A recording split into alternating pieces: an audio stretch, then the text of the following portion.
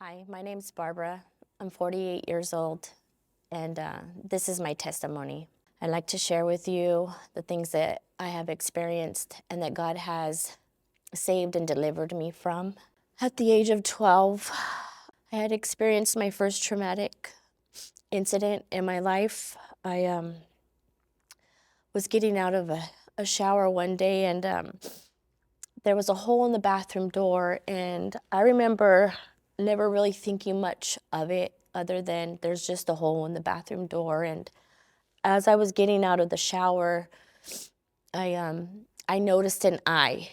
So I instantly screamed and dropped into the corner of the restroom. And I remember recognizing the eye, and I could hear my mom saying, "What happened? What happened?" And then I hear my dad say, "I don't know. I just came to check on her after I heard her scream," in knowing that it was my dad's eye that was watching me as I got out of the shower. And so I just remember my whole world just shattering and being turned upside down, not knowing why or what was going on, what to do, where to go. And so I remember my mom saying, "Are you okay? Are you okay?" And I said, "Yeah, I'm okay, I'm okay." And just wanting to, not really even really knowing what to do. So I got dressed and I ran away. I went to my friend's house and told them what was going on. She told her mom, and I remember her mom telling my mom I wasn't coming home. And at this point, I believe my mom did not know what had happened. And there was a report made.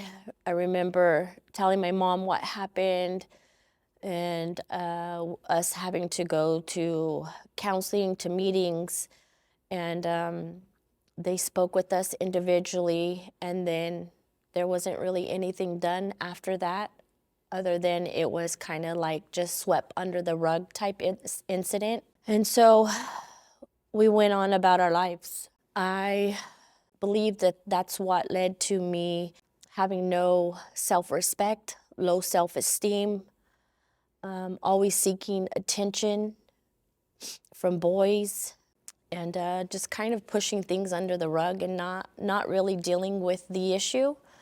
And like I said, we went on with our lives. And, I was the typical, I guess, at that time, seemed to be teenager that would drink, behind our parents' backs and sneak out and go drink and get drunk and come home. Didn't really think much of it other than that's what kids would do. Had pretty good high school years, as you would say, but I was the very promiscuous, wild one. Weekend parties, I was always the one to get drunk. I was the blackout drunk that was taken advantage of at parties, and all this time thinking that that was okay. And yeah, I'm drunk, who knows what happened, hearing stories afterwards of you did this or this person did this to you, and not even caring really to what extent of things that were going on and that were happening to me. And so, I played sports, I was very athletic, didn't do well in school. And like I said, high school years, didn't graduate high school because I had a boyfriend that I would skip school with and get high. And that led me to experiencing methamphetamine for my first time. I was, I was fresh out of high school, 19. That was the start of 25 years of drug use, 25 years of chaos. It was all fun and games in the beginning, partying, still being able to function, until I was out of control. I was able to stay clean for my first pregnancy and have my first child clean and sober. It wasn't long after he was born that I was right back into using drugs, just living that lifestyle. My parents came in and stepped in and took control and helped me raise my first son. And, because I at that point in and out of jail, getting arrested, and but still not being able to stop using. You know, like I said, he was the only pregnancy. My next 4 pregnancies, I either struggled in the beginning with using or used the whole way through the pregnancies because I wasn't able to stop. You know, and in doing that, I ended up losing custody of my older 3 kids because I didn't want to get arrested, so I hid and let CPS take my kids rather than facing the consequences because I didn't want to go to jail because I wasn't going to be able to get high.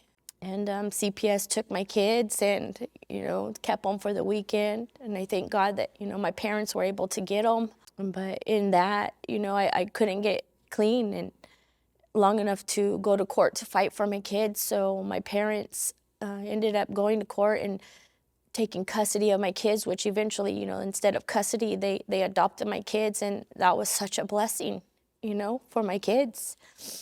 And of course, you know, I just kept going, you know, kept using, and I wasn't allowed to come home anymore because if I was around my kids, then my parents would lose my kids, and that just wasn't an option. So I became homeless. I became homeless for 2.5 years. And, you know, running the streets and being homeless, you know, you do things for a place to stay, you know, prostitute for drugs, prostitute for a place to stay, for food. And it's just becomes a way of lifestyle. You get accustomed to it, not even caring really that it's wrong. You just kind of do what you have to do. I ended up getting pregnant again with my 4th child. And, you know, I remember thinking, how can I have another kid being such a crappy person? And so for a whole day, I battled with the idea of abortion because I didn't want another kid to suffer with having a drug addict, low-life mom. And I remember calling to make an appointment for an abortion.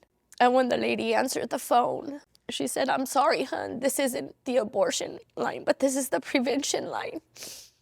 And so I hung up immediately, and I knew that I had to do something, that I couldn't abort this baby. And so even though I continued to use, I ended up having her, and she actually, I had gotten clean a week before I ended up having her, so she was clean, I was clean, and I was able to keep her.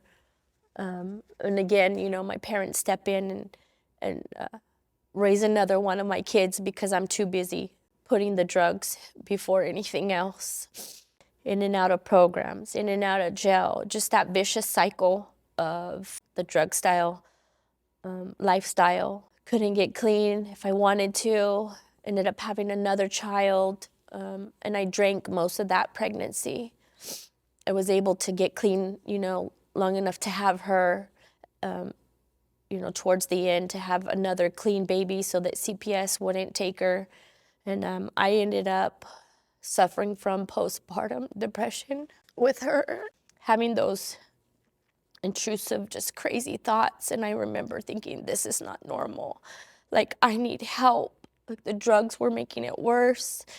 You know, thoughts of just killing everybody in the house. And I knew that that wasn't me, but I knew that there was something wrong. And so I actually reached out to my mom and I said, I need help. And we went to the hospital, and I remember them putting me on a evaluation or like a hold, and I wasn't able to leave. And they were coming in and they were talking to me, and they said, okay, we're gonna transfer you to another hospital. I'm thinking, okay, not realizing that it was the kind of hospital that, you know, I needed to go to. It was a psych hospital. And I remember getting there thinking, why am I here? I don't need this kind of help. And I spent a week in Acres, in Visalia, and I just remember laying there in the bed and kind of thinking, like, I'm not crazy, this isn't the kind of help I need, but at the moment, that was the kind of help that I needed. And, you know, just get released from there, and I'm in drug court at the time, and going, you know, to drug court, in and out of drug court, get clean for a month, go right back out on the run. Just a vicious cycle of drug court, not once, not twice, but 3 times that I did drug court. In the course of my addiction, I was gang raped.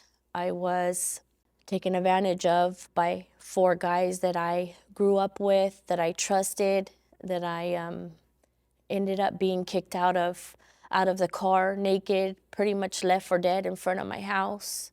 I don't remember much. I just remember being put on a stretcher and then waking up again at the hospital, being told that I was having the gang rape test done. They were doing a gang rape kit. At the time, I didn't report anything because I knew that these guys couldn't have done that to me. There's no way. I knew them. Coming out of that, ended up finding out, that they done some stuff to me. To this day, I still don't know the full story. I've heard stories, from other people that have heard stories. I've been kidnapped, taken against my will by some crazy boyfriend that I had, taken all the way to Vegas, where I was able to escape in Vegas and call my parents and tell them what's going on. And of course, they load up the kids and get in the motorhome and come get me. I've been shot at, guns put to my head. I've had my finger on the trigger with the guy putting the gun to his head. I've just really gone through a lot of craziness. I don't know how many years in from my addiction, but smoking wasn't enough. So I ended up starting to use the needle. That got pretty ugly pretty quick. Just felt like there was no way out. I knew that I wanted to change, but I never thought that I could change. I felt like I deserved everything that I had went through because of the choices that I was making. And again, I just never believed that I would change, that that's who I was. Just that vicious cycle. I had met Jesus, and Jesus met me in jail, and so I knew a little bit about Jesus, but I didn't have a relationship with him. And I remember just crying on the floor thinking, I need help, God. I don't belong to the devil. I belong to you, and I need help. And I think it was 3 days later, I got arrested, and that was the day that God said, no, you're mine. And I made the decision that I was gonna change. And then I told God, if I'm allowed into drug court this time, I know that I'm gonna do this. And that's exactly what happened. It was the 3rd time that I done drug court. And because I allowed God into my life and I fully surrendered, he changed me. He saved me. He redeemed me. And he started to show me who I was in him.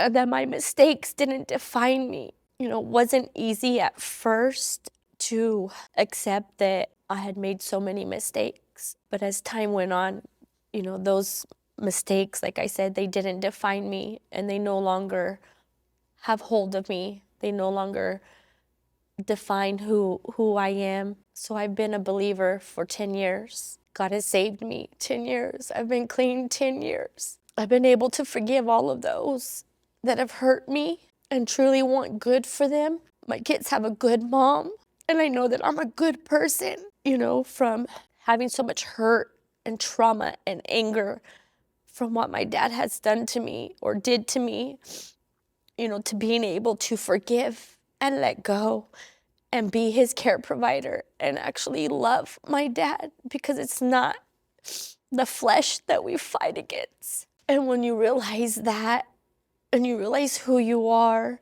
and you allow God to work in you, there's change, and there's forgiveness, and there's freedom, and most of all, there's love. And so I'm grateful and I'm thankful for everything that I've gone through and that God has delivered me and set me free from, because now I'm able to reach out to those that may be suffering or going through the same things that I've gone through, and to let them know that there's hope and that Jesus is the way. He's the only way. So I encourage you that if you're in a spot where you feel like you're stuck or there's no way out, I encourage you to call upon Jesus, and he'll be there, and he'll help you. Wholeheartedly call upon Jesus, because he died upon that cross so that we could be set free, and he's waiting. So call upon Jesus, and I promise you, you can't go wrong in doing so. You know, there's hope. There's so much hope in Jesus. Jesus is everything to me. He is my rock. He is that solid, firm foundation that I know that I can stand upon, that I know that I can trust, that he'll never leave me nor forsake me. He is my Savior. He is my best friend. It's my best friend.